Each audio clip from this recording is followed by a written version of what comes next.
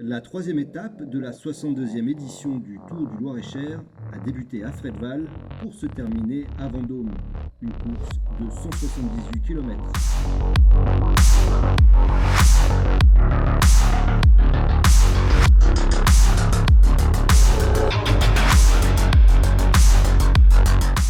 Journée très particulière, donc les coureurs ont pris la pluie pendant plus de 4 heures, donc ça a rendu la course encore plus difficile. On va dire que c'est un scénario un peu plus classique, une échappée qui part de très loin, qui prend 2 minutes, le peloton qui régule le tempo par rapport à cette échappée, qui vient les chercher sur le circuit final.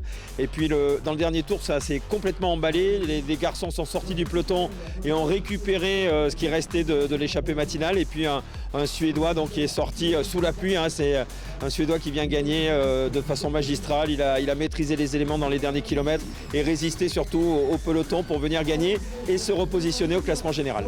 Et puis je crois que ce soir le peloton, sans faire de jeu de mots, il est rincé, lessivé, ça fait 3 jours que ça roule très vite, donc l'étape de demain risque d'être décisive.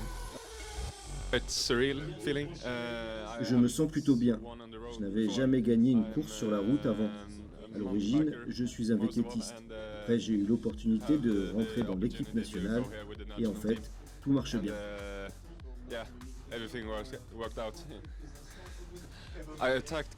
J'ai attaqué plutôt vite. Je sentais que je devais attaquer un peu plus fort, arriver au rond-point juste avant l'arrivée.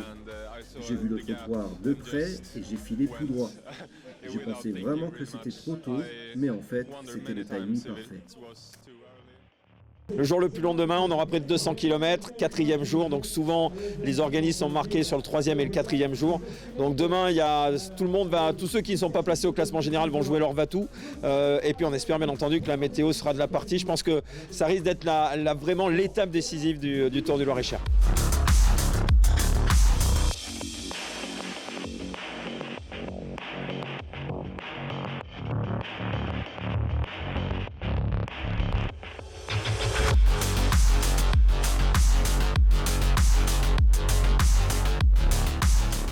L'étape du jour était pluvieuse, celle de demain sera venteuse et longue.